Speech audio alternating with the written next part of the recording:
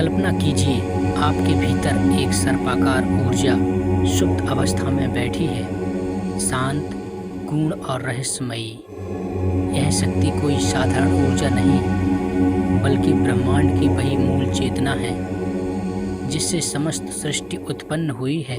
इसे ही कुंडलिनी शक्ति कहा गया है। यह शक्ति हमारे मूलाधार चक्र में, यानी रीढ़ की हड्डी की सबसे निचले भाग में कुंडली मारे हुए सर्प के समान लिपटी रहती है। इसका प्रतीकात्मक स्वरूप भले ही शांत हो, लेकिन जब यह जागृत होती है तो यह व्यक्ति के जीवन में एक क्रांतिकारी परिवर्तन लाती है।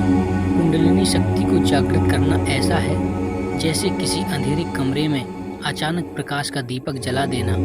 वह जो पहले अदृश्य था, वह सब कुछ स्पष्ट और दिव्य हो उठता है। आपकी इंद्रियां तीव्र हो जाती हैं, चेतना गहरी हो जाती है और मन एक शांत महासागर में बदल जाता है। यह शक्ति जब जागती है तो हमारे 7 चक्रों को पार करती हुई ऊपर की ओर चढ़ती है और हर चक्र के साथ वह हमें नई समझ, नई दृष्टि और नया अनुभव देती है। यह यात्रा केवल आध्यात्मिक नहीं होती, बल्कि मानसिक, शारीरिक और भावनात्मक स्तर पर भी हमें रूपांतरित करती है। कुंडलिनी जागरण के अनुभव को शब्दों में बांटना कठिन है।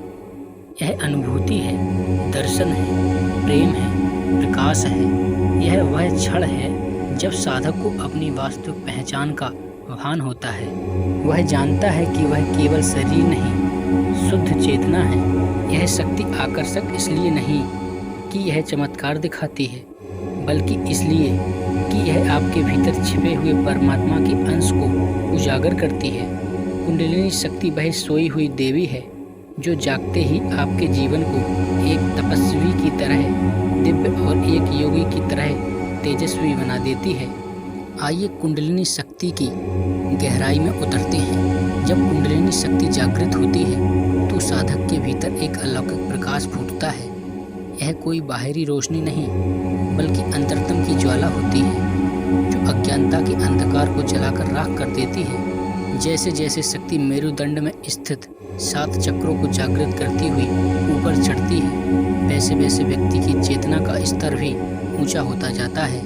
यह कोई साधारण यात्रा नहीं है, यह आत्मा से परमात्मा तक की उड़ान है। जिन्होंने इस शक्ति को जागृत किया, वे केवल संत या तपस्वी नहीं बने, वे जीवित प्रकाश स्तंभ बन गए।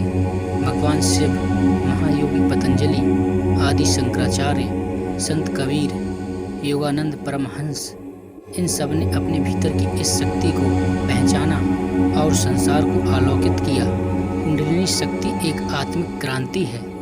यह बाहरी जीवन को नहीं, भीतर के जीवन को बदलती है, जहाँ कोई सीमा नहीं, केवल असीम है। वह प्रेम जो शर्तों से परे हो, वह ज्ञान जो पुस्तकों से परे हो, वह आनंद जो इंद्रियों से परे हो, यही है कुंडलिनी का प्रसाद।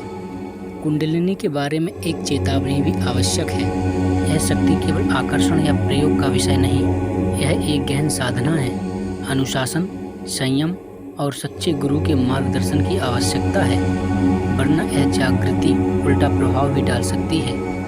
यदि सही मार्गदर्शन में साधना की जाए तो कुंडलिनी शक्ति हमें केवल जागरूक नहीं बनाती, यह हमें जीवन से परे जीवन का दर्शन कराती है।